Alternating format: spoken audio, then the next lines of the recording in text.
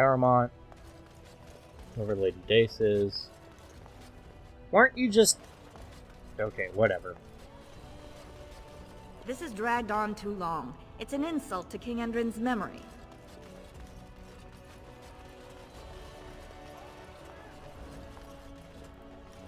I hope you'll support Lord Harrowmont. News of the hour. 2 more clans endorsed Lord Balin as the new king. Change is inevitable, and it must come quickly. What type of change?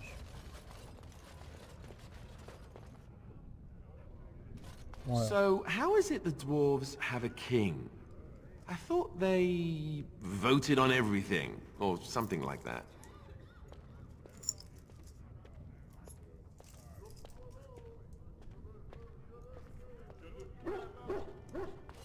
Figurehead to rally behind, I'm assuming?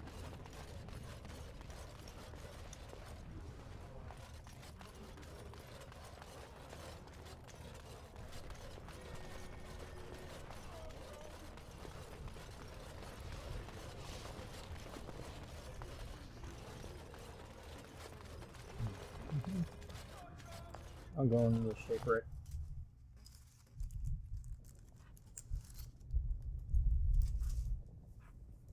And that was a cast.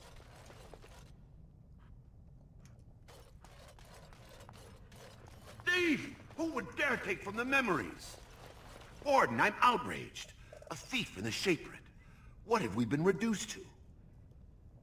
Did you get a good look at him? I did. He was bald, with the most garish brand across his head. Almost like he took pride in being castless. Imagine. He's probably in the slums somewhere. As if he'd find a buyer for a stolen tome in Dusttown. They couldn't know the value.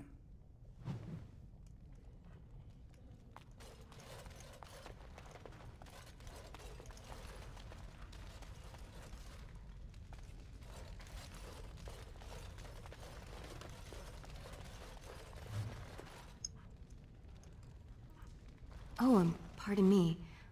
Were you looking for a particular volume? Not that I could really help. I, don't know the libraries very well. I'm just doing some research. What kind of research? I was looking for something about the Orton Tig. It was lost during the last Blight, and there aren't many records left. They were a noble house once, descended from the Paragon Orton, who composed the grand epic of the Seven Brothers and the Ortonic Symphony. My mother's family believes they were descended from Kalana Orton, who was training in Orzammar when the Tig fell. I'm even named for the house, Orta. Unfortunately, any records would be buried in the Tig's ruins, somewhere in the deep roads.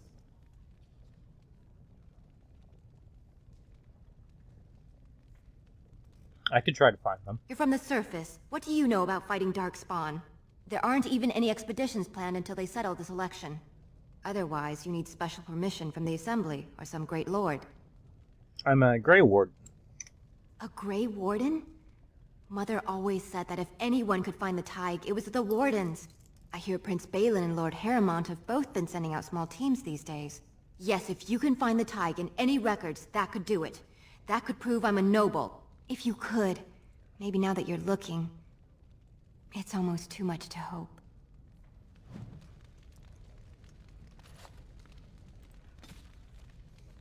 Steel. Paragon Caridin vanquished. Vanished in the 11th year of the reign of King Valtor, and with the Paragon, the entire process for golem manufacture was lost. Expeditions were sent into the deep roads to track him. The Darkspawn drove them all back. Finally, in the 2nd year of the reign of Queen Getha, 126 golems, the entire Legion of Steel, were sent to recover the Paragon, and returned. Shaper of Golems refused to support any further attempts to find Caridin, and the Paragon was officially declared dead. The Shaperate never recovered from the loss of an entire legion of golems, and never again allowed an all-golem regiment into the deep roads. From the Stone Halls of the Dwarves by Brother Gentili, Chaintree Scholar. Well, that's interesting.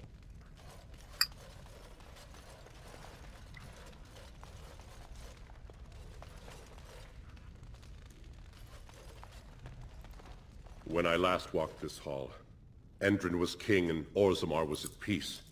The memories often speak of the swiftness with which change overtakes us. But it is different to see it firsthand. I apologize, Warden. I should not burden a stranger with such thoughts. I am Zebor, the Shaper of Memories.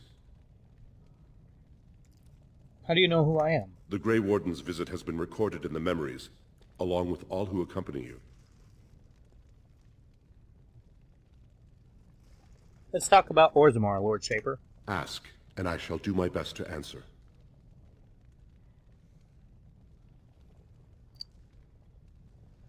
What does the Shaper of Memories do? The Shaperate guards Orzammar's knowledge. We have preserved in Lyrium all of the records of Dwarven history. The Memories record all. They are how we know to which family a child owes life, how we trace lost Tigers. They ensure we forget nothing of our past, good or bad.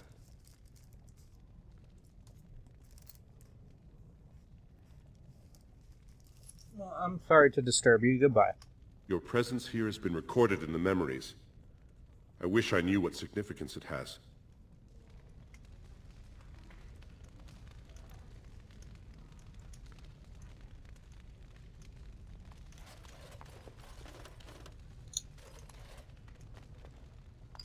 There we go.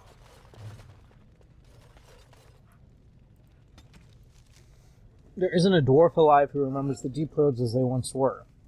They were the network of tunnels that joined the ties together. To be honest, it isn't even right to give them such a simple term as tunnels. They are works of art, with centuries of planning demonstrated in the geometry of their walls, with the statues of the paragons that watch over travelers, with the flow of lava that keeps the deep roads lit and warm. Cloud gazers up on the surface talk of the Imperial Highway built by the Magisters of old, a raised walkway that crossed thousands of miles, something that could only have been built by magic. Perhaps it is comparable to the deep roads, although we dwarves didn't need magic. I suppose it doesn't matter anymore.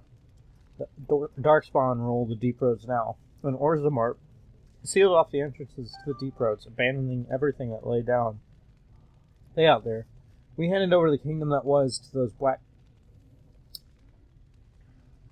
bloopity bleeps forever. To think that there are Genlocks crawling over Monomar now, tearing down our statues and defiling our greatest works. Corruption covers everything we built out there. Every dwarf who goes out and comes back says that it gets worse with each passing year.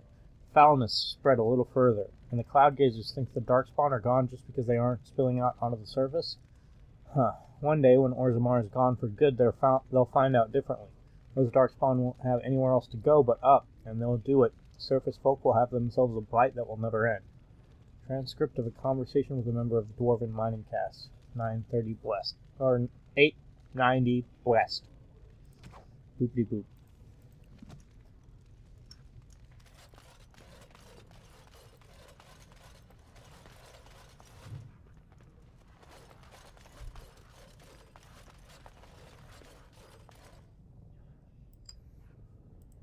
Nope. Get back over here.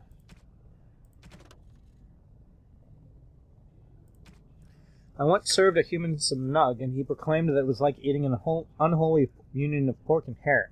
The idea disturbed him so much that he declined to finish his serving and made himself content with some stale bread. Of course, this only goes to show that surfacers, human or otherwise, have tragically unrefined palates. The nug is surely the most delicious animal I have ever tasted. Only a dead man would not salivate at the thought of a tender morsel of roast nut melting in his mouth. Paragon Varen, although his house has fallen, shall always be remembered for discovering the wonders of nug flesh. Admittedly, it was discovered only out of desperation when he separated from his legion and lost in the deep roads for a week, but we don't hold that against the good Paragon. We won't hold that against. While nug pancakes and nuggets, my own children, love these, but the nug dishes one encounters most often, nug can be prepared in other interesting and elegant ways. The late King Ansgar Idukin adored nug seared on a hot metal plate and finished in the oven, and dressed in a cream sauce flavored with deep mushrooms. You must be careful when using the mushrooms from the deep roads, because they often grow close to Darkspawn bodies. They say that this is what gives them their unique flavor and intoxicating scent, but it also means that consuming too many of them may result in curious afflictions of the mind.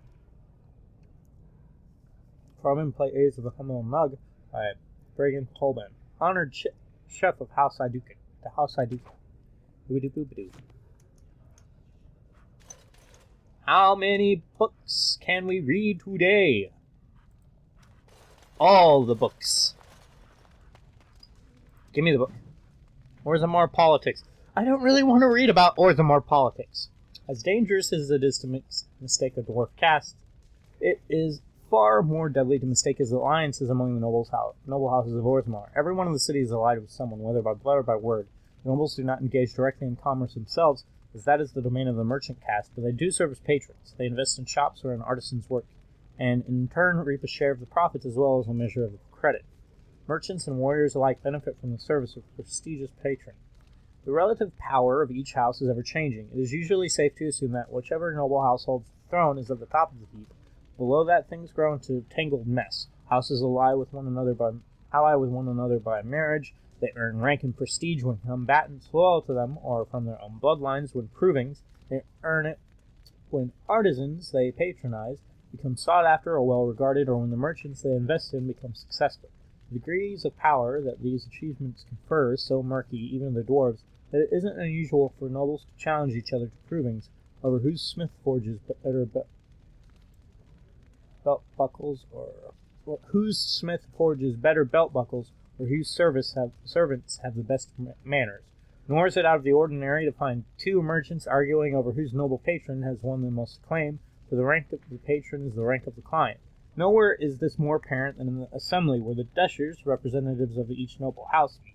Although the king technically rules Orzammar, kings are elected by the assembly, and so each king must work constantly to maintain the support of the deshers. Kings who prove unpopular find their heirs deemed unacceptable to inherit the throne. Power then passes to another house. In Pursuit of Knowledge, the Travels of Chantry Scholar by Brother Gentivi. So, in a sense, the Kingdom of Orzammar is a little bit like the U.S. in terms of politics. Yes, Stone's greetings, friends. You will fight ceaselessly in the Legion of the Dead, motto of the Legion of the Dead.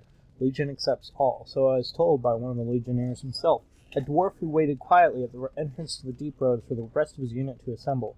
They gathered slowly, each equipped with heavy armor and fine weapons, each painted with grim tattoos applied to their funerals at the night previous. For that is the nature of the Legion. They are all dead. Any dwarf may join the Legion as long as he is willing to give up everything he has. Funeral rites are somber. The final goodbye is said to family and loved ones. Any material goods are dispersed to heirs and last words are said, and then it is done. The new legionnaire marches out into the deep roads, never to return. The Legion fights against the darkspawn to the last, striking one final blow against the monsters that have claimed so much of their homeland.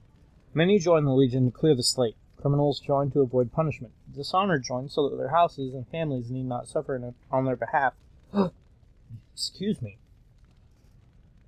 Bankrupted join so their debts might be forgiven. Very few join for a last chance at glory, but the Legion takes them too. This group hopes to reach the fabled fortress of Bonamar, once the Legion's home, associated with the greatest of their paragons. Bonamar is a holy place. It's lost the last great blow against the dwarven kingdoms, and its recapture would be a glorious signal to all of Orzammar. But captured or no, all of these warriors will die in the deep roads. It is a sobering thought, and I now know why the dwarves say the Legion's charge is the battlefield's most frightening sight. They have nothing left to lose. From Stone Halls of the Dwarves, by Brother Gentivi, Chantry Scholar. And more books. Great. There's like 3 more that I actually have to read. Well, I'm assuming that gives me more codex to read.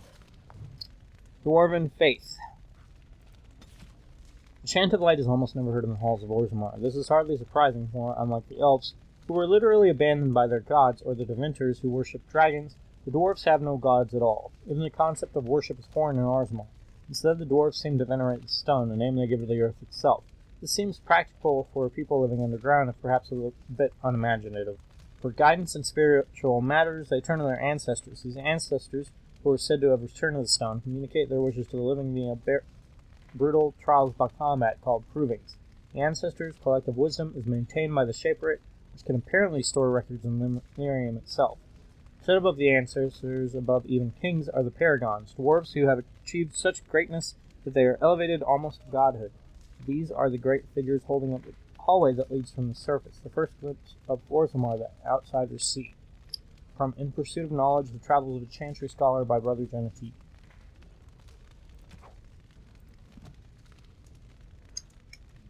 Good going. Same. I knew it! Shaper's Life. Orzammar has carved a legacy from the stone, but history is more. The blessing of the Shaper is given only to those who walk with the stone. It is a path that cuts deep, and the road is far from secure, but those who desire to work in memory must first honor it. Document the stone, protect her, and present a new history to the memories. Only then will the blessing of the Shaper be upon you, from the Shaper's Life. Okay. I'm off. Last Codex. Traditional Dwarven folk songs. Nug sits in the mud. Nug wiggles his ears. You catch the Nug. He slips away. Nug gets to...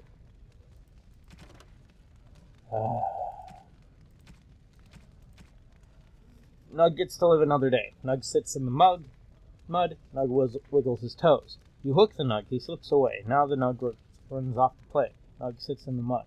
Nug wiggles his toes. You tickle the Nug. He laughs away. Now the Nug sits on my plate.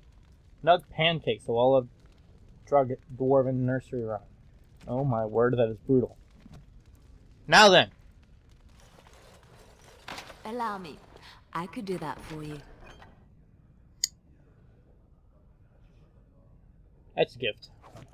Now I have the whole diligent suit set, I believe. There might be a helm that I'm not remembering. But I have most of it. And now I exit the Shaper, never to read this stuff again. Never.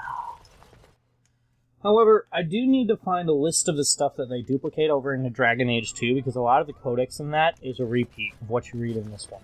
Like, everything that's about Kirkwall itself is new, for the most part, I think. However, anything that's not is possibly a repeat from the first game. Meaning, I would rather not read through all of that nonsense. So I'll probably have a list of stuff. Warden, welcome. It is always a blessing for Orzammar to host your order. I am Vartag Gavorn, top advisor to our good Prince Balin. What news do you bring? I need aid against the Blight. Yes, the treaty. I've seen it in the Shaper's libraries. Now the difficulty is that the treaty only compels our king, and we are sadly lacking one of those right now.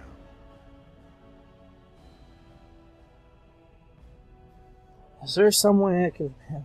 Battle of the Blight is more important than politics. No one wishes this fight over more than Balin. But while it rages, Orzammar can spare no one to combat what may or may not be a new Blight.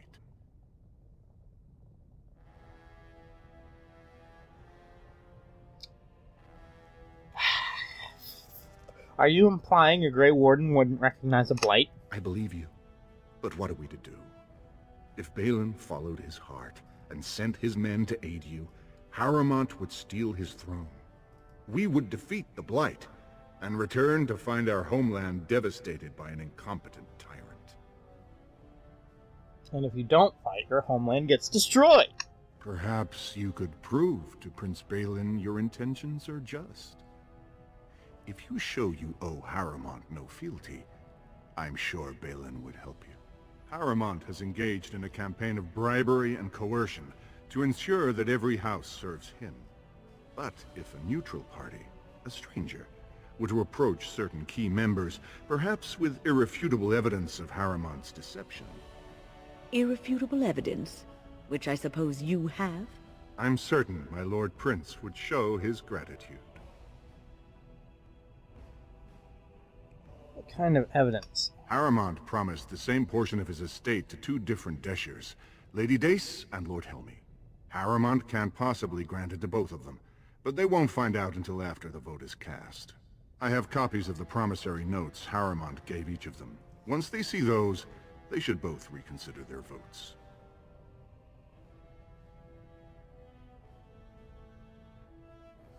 Where did you get the promissory notes? That's not important. If they ask, Say you found them while searching the Shaper's libraries for your treaty. Isn't there somewhere you could report him to? Normally, the Shapers would handle this sort of accusation.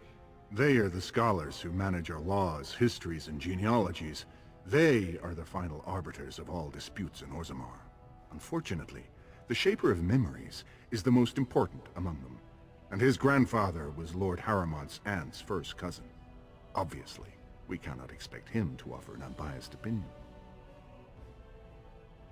He'd hold a distant relative over his duty. I guess I can't expect you surfacers to understand the importance of family in Orzammar.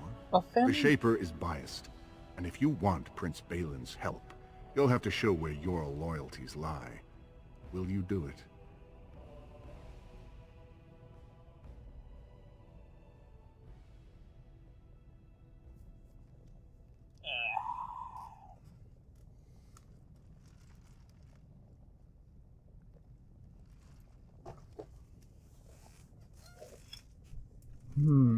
How do I do this? Politics are a pain in the neck, even in Dragon Age. Especially when you talk about dwarven politics, which include, let's kill your enemies so that they will never bother you ever again. Because that's the easiest way to do things.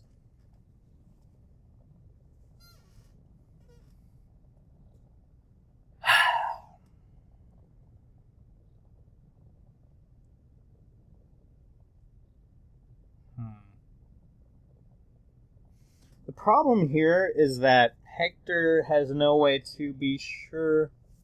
I'll have to think about this. Don't expect this offer to last. If my prince hears you swore allegiance to his enemy, he won't be so friendly next time. I will be here if you change your mind.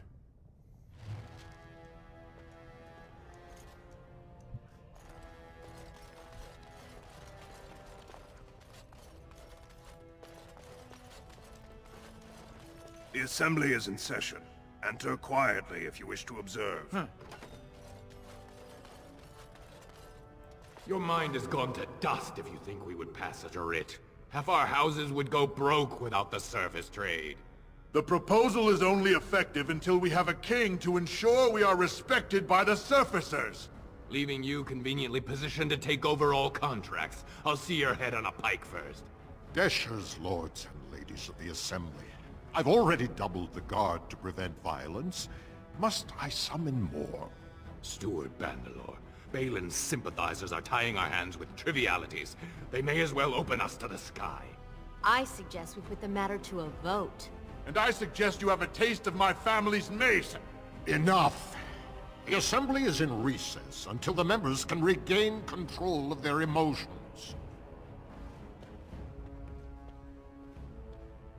Yay, people. Politics. Pain. So much pain. Stone-forsaken fools and dusters. I'm sorry. This is the assembly of the clans. Only Deshers and occasional guests of state are allowed in. You don't recognize a Grey Warden. Forgive me. I am so exhausted. I completely forgot about the message from the Gate Guard. Welcome to Orzammar, Warden. I hope you can forgive our unrest. The loss of our king has hit us hard. Respect for your role is great, but you won't receive a proper hearing until we have a king on the throne. A blight is coming. Troubling, but it will still seem distant compared to the empty throne. The assembly is blind to all else.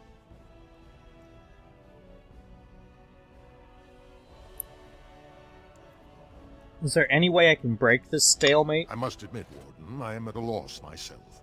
It lies with Prince Balin or Lord Haramont, and they are slow to trust anyone in these uncertain times. Dulin Ferender, Haramont's man, can be found at the Haramont estate. Vartag Gavorn, Prince Balin's second, is often here in the assembly.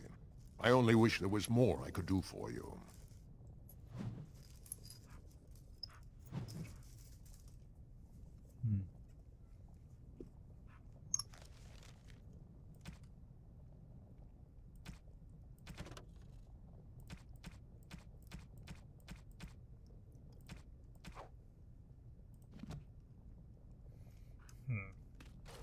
really...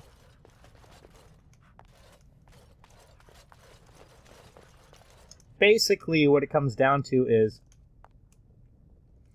I feel like Hector is so done right now with all these politics getting in the way. It's like he has to set up the whole process with Ferelden because Loghain has decided to be difficult and cause a civil war. Now he gets to Orzammar. There's a civil war there. He already had to deal with problems in the Circle of Magi caused by a Maleficarum, an abomination. And this is probably just getting to the point where he's just like throwing up his hands, not caring. And so I'm gonna... I don't know. Because at this point, he's seen...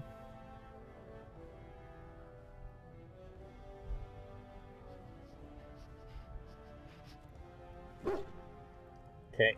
I feel like he's going to just go with Balin because he's heard Balin's going to make change regardless of his methods.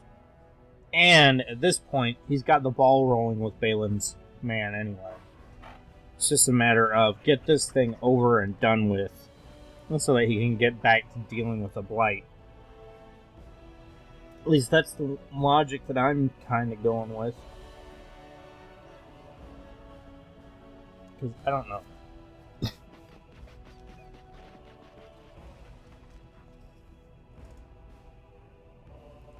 Because when you look into it otherwise, you find out that both Balin and Terramont are corrupt.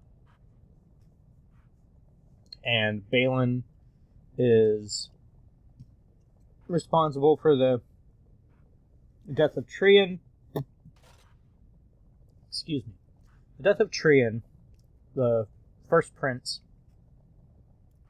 The exile of the second prince, the possible player character, and the death of the king. However, Harremont's not without his faults. Either he's very stuck in the old ways, doesn't want to change the caste system, which Balin is for,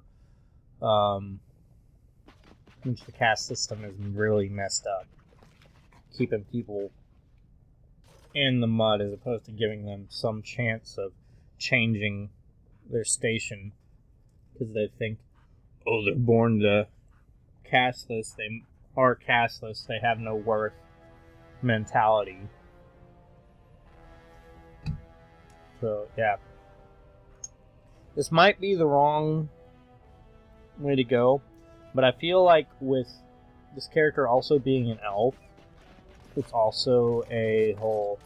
Elves are, especially being a city elf, elves are like treated as lesser citizens in human lands, period. I believe there are some places that treat them with less scorn, but for the most part, it's like they're servants or they're less than that. And there's no, like, difference, pretty much. So, he's probably thinking also along the lines of, if this guy wants to bring change, and he's already read a little bit about the caste system and how they're casteless and seen. I can't remember which character he spoke to. But he's learned enough about the political system that he knows that something needs to change up. And he probably feels that this whole arguing over insignificant things in comparison to the Blight is nonsense, so if he can find somebody that can effectively change it so that they act without having all this nonsense going on. That's the logic I'm going with. I hope you're not wasting my time with more dithering. The choice I gave you was clear. If you want Balin to support you in your surface war, you'll have to help him take the throne. I'll do whatever I need Excellent. to. I have the promissory notes right here. Just take them to Lady Dace and Lord Helmy, and show them Harremont is not as honest as he claims. Lady Dace doesn't leave the quarter much, but Lord Helmy's adventurous, likes to spend his time at Tapster's in the Commons. Remember, don't tell them you got these papers from me. You learned of them and drew your own conclusions.